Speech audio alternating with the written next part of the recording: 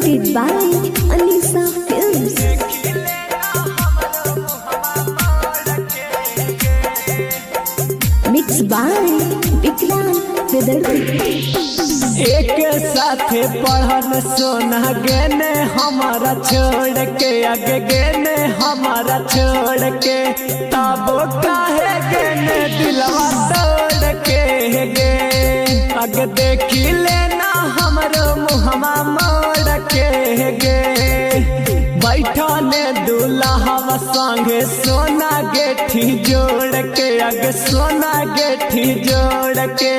तब काहे गेने दिलवा तोड़ के गे आगे देखी लेना हमरो मुहमा मोड़ के गे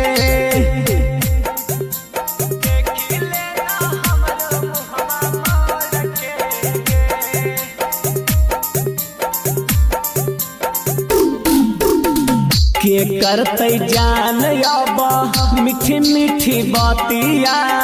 न कटौ दिन हमरो न कटौ रातिया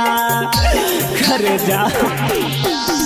के करते जान अब मीठी मीठी बातिया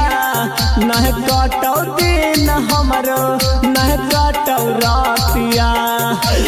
अखिया से गिरौ सोना झारा झारा लो रगे अगे झारा झारा लो रगे तब काहे चाही दिलवा तोड़ के गे एक बेरी देखले मुहमा मोड़ के गे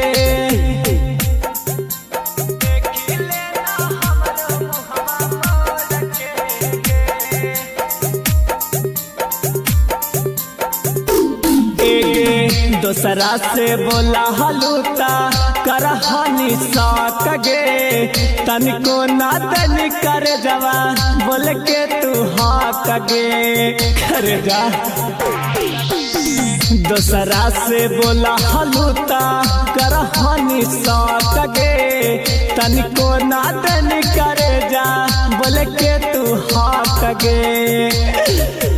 बालुआ भराता बस नाता लेनी जोड़ गे अग नाता लेनी जोड़ गे